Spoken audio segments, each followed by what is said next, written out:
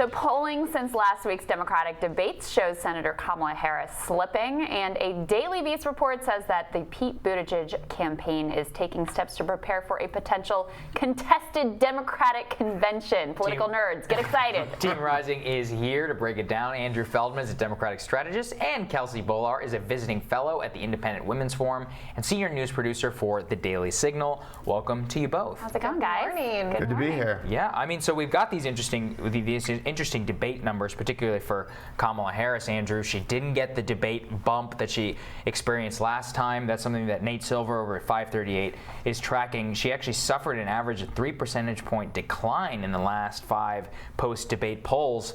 Does this spell a problem for her? Sure, it's a problem. I mean, absolutely. I mean, she did not look great in that debate. People were expecting a lot out of her because she had, you know, what some would call a star-studded performance against Joe Biden in round 1. Round 2, she's with Joe Biden again, and what people remember most is that she was slammed by Tulsi Gabbard, right? So yeah, she's having a little bit of a rough patch here, trying to figure out who is Kamala Harris. What is her message? She's changing every day, and now today she's up the first mainstream top-tier candidate up with an ad in Iowa. She's spending about $200,000 initially on a 60-second spot up today, and I think that's trying to define her. And she's using her mother to do that. Well, I'm glad you brought that up. I was showing it. Crystal and I were looking at this right before the show. It's the 3 a.m. policy. I mean, Kelsey, this reminds me of the Hillary Clinton ad 2008. It's like, when the phone rings at 3 a.m. Like, which didn't even work and for it her didn't then. work. I guess what I don't really understand is why would, like, what is it exactly that she stands for? Like, you know, like on a very basic policy level. I don't think anybody can really answer that question.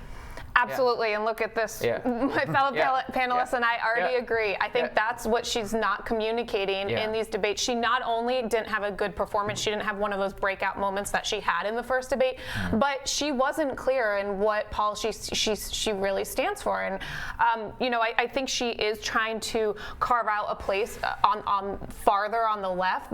Clearly much farther than any of the moderates on the Democrat side. But that's a very crowded space with candidates like Elizabeth Warren, like Bernie Sanders, who have made their policy proposals very clear and been effective in communicating where they stand to the American voters. She, on the other hand, has flip-flopped back and forth multiple times on healthcare, for example, and I think she has to figure it out, who she is. Well, Andrew, to your point, I mean, Tulsi really got her. And she didn't have a response. No, and it's continued. It's continued after the fact too, where still Kamala hasn't had a response on her record as a prosecutor in the state of California. Rather, she's decided to just sort of take cheap shots at Tulsi. It's really amazing to me. I mean, I don't really care if Tulsi is a candidate who has 1% and 2% in the polls, which was her response to Anderson Cooper following the debate night.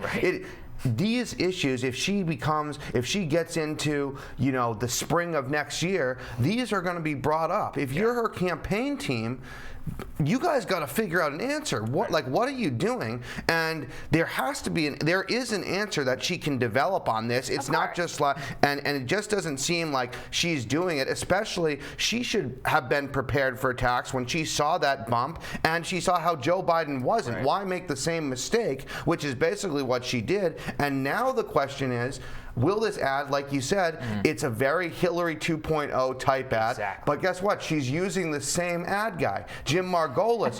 So, you know, I'm just, absolutely. It's the same, it's a little bit of Hillary 2.0, and that's a little bit of my worry in the overall primary. We're here, we can't run that same campaign. Right, she could have seen those attacks coming, and the fact that she wasn't prepared for it. That's what people said about Joe Biden. He wasn't prepared, and his response, why wasn't Kamala when and to that point, in particular, go ahead. If you look at how the other candidates have fared post-debate, and nobody jumped up or fell way back, but you see Biden and Kamala both dropped. Biden dropped about 2 points, Kamala about 3 points post-debate, and Warren and Sanders are both up about 2 points post-debate, Andrew. And I think it is about, you know, a lot of this comes down to who people feel like can really take on Trump, right? Who can really go toe-to-toe with him, and also who's laying out a vision for the country that is inspirational. I would lead with vision. I think right now that vision, because look, his numbers of who can take on Trump, Joe Biden is still really high, but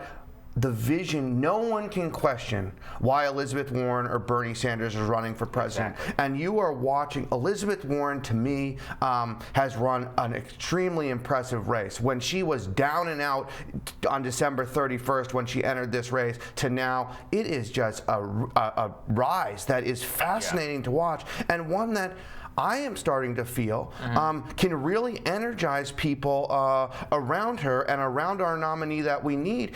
She has just been really impressive, and she was the star of both debates.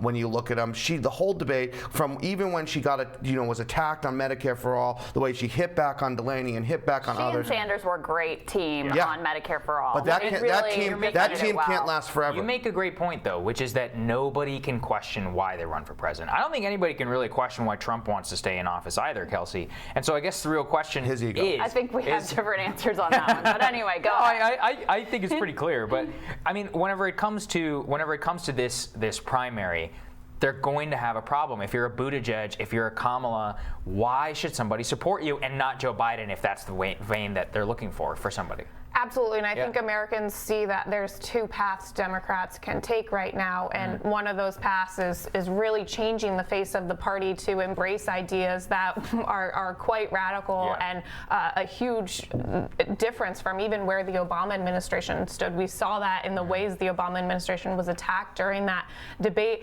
and then they can also go the path of the more moderate side, and it's the candidates who are really being honest with voters about where they stand in regard to both those directions that are making a name for themselves. Those who are kind of trying to straddle those positions are not doing well because voters are just not being confused and they're not seeing their vision and getting that feeling of exactly why they're. Well, hold on, Andrew. I want to ask you about. There's new reporting from the Daily Beast. Pete Buttigieg is going the old superdelegate route and courting party insiders. He's another one where, sort of the big expectations for him have fallen off a little bit. The polling isn't where probably he wants it to be in order to win. So he's taking this approach of let me court the Democratic insiders so that if there's a contested convention, I can be the one with the edge. Yeah, I mean, I just think it's too early to even contemplate this. I worry that if we're starting to think about this early, we get into a point where we're going to divide each other up and cut each other down, that Trump's going to end up winning the election because we can't become unified behind our nominee. Buttigieg has every right to do this. I'm sure the other campaigns are thinking about this long-term strategy, but it's too early to even contemplate a contested convention right now. But Buttigieg does have, the insight, from his previous DNC chair run about how to do this. He was able to flip some delegates at the DNC in that race and impress some people. So I'm sure his political team is going back to his contacts there. But the reality is, I think that it's just way too early to even begin contemplating this. Well, the main thing here is that it spells disaster because he's got a lot of money. This guy could ride it out all the way until the end. He could consistently bleed 23 billionaires 5 to backing 6. him, right? Yeah, he's got 23 billionaire donors. He could go all the way to the end. I mean, if they're already planning this and it shows he's not going to bow out, even if he never wins 4 to 5, he could be the John Kasich of 2016. That's not a place that you want to be. Yeah, but I don't think that's what we're looking at. Yeah, I think that if he is going to be a spoiler, I don't think Pete Buttigieg and his team would hang in. But if you have someone like Bernie or someone else and a whole bunch of candidates that are going all the way, right? I haven't seen any indication that Bernie's not going to bow out early. I mean, so I think that you may have a bunch of these guys try to go all the way to the end and see what happens. Yeah. But, we've talked about these brokered conventions, ever since there was the last brokered convention, and it never actually ends up happening. So it's real fun to think about it. Yeah, right, I mean, to me, I see a parallel here with the fact that Buttigieg finds more support among elites than he does among actual voters, and so to me, it makes sense as a strategy that his team would say, okay, well, let's go to the elites in the party. I think it would risk, really harming morale among voters if it does come to this. I think there's an idea that this is like rigging the elections, and we saw, you know, a lot of people felt that Bernie Sanders didn't get a fair shot in the 2016 election against Hillary Clinton. So I think it would be a huge mistake for Democrats or Republicans to go this If way. it's decided by superdelegates, there will be hell to pay. I just don't think that's gonna. I just don't think that's gonna happen, especially the reforms, regardless of what you think about the DNC. And I have plenty of thoughts. The reforms they've made on superdelegates has been one thing that was a step in the right direction. For the first round. Hold those thoughts. We're going to come right back. We're going to take a quick break, and more Rising after this.